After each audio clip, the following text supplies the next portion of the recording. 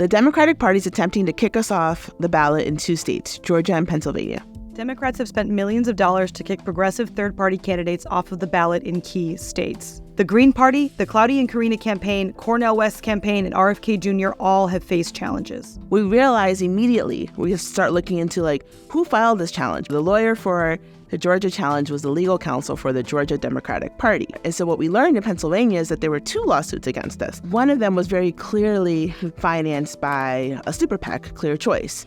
And another one was also very clearly someone who had deep ties to the Democratic Party. He was part of the legal counsel team in Philadelphia for the Biden-Harris administration. So to me, it seemed very clear that the Democrats are going on the offensive. They're really switching up their strategy, and they're using slush funds through the super PACs to finance really shutting down all opposition that could be presented through a third-party vote. The Green Party has faced ballot access challenges in Wisconsin, Nevada, Georgia, and New Hampshire. They have won against all challenges except for Nevada. The Greens report the Democrats are using a range of techniques, including infiltration, to sabotage their campaign. We were contacted by a couple of firms. We did some research on, and we said, okay, we know that these people have worked with the Democratic Party in the past, and we took a chance on hiring them, and they promised a signature total that would have gotten us over the top. Yes, we can get this. We can get this number of signatures. And they got 20% of what they offered us. I definitely consider that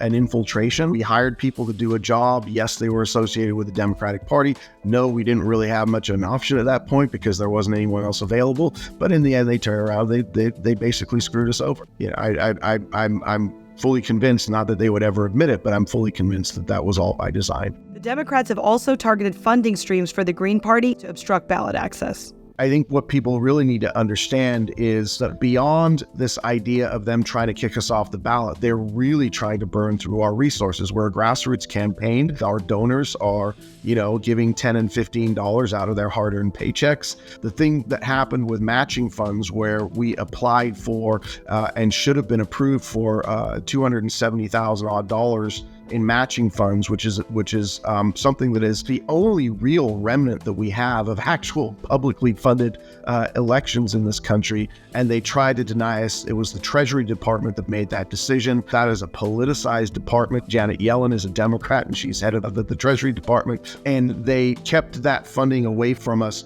at a really critical time for ballot access. People will ask, for instance, why didn't you get on the ballot in Kansas? Why didn't you get on the ballot in Iowa? The answer is they took the funding that we were intending to put into ballot access in those states. So there are 5 or 6 states that we're doing write-in campaigns on that we would otherwise actually have a ballot line in had the Democrats, had the Treasury Department not withheld that funding. The challenges to third parties have been focused in swing states, which are essential for both major parties to win the election. 2 most important states for both Trump and Harris are Georgia and Pennsylvania, which happen to be the same exact states that we are being challenged on. They cannot win. Neither one of them can win if they don't get those 2 states. So it's nothing about the issues that people face in these states. It has to do everything with winning so that they can be in power and maintain their seats for the next 4 years. That's it.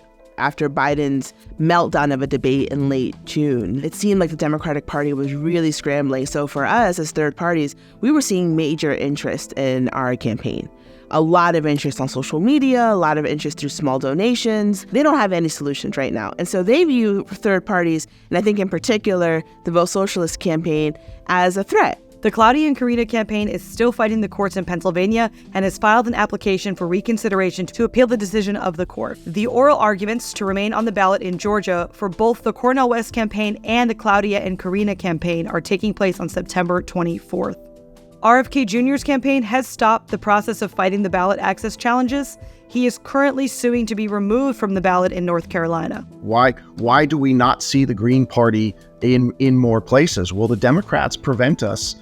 They actively work to prevent us being in places. If you do not run a presidential campaign, the reason that we're even able to run candidates in many states is because we have retained ballot access in those states through the presidential campaign, and that if you don't run a presidential campaign, you will simply lose ballot access and not be able to run any candidates. We have these two major parties that are funded by a bunch of millionaires and billionaires, and they basically declare their allegiance to one side or the other, but really they're all the ruling class. They're not that different.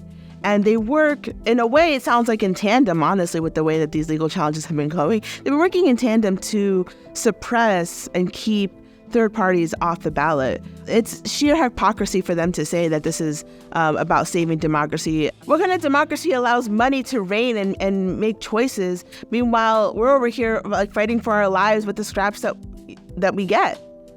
Like, that's not democracy at all.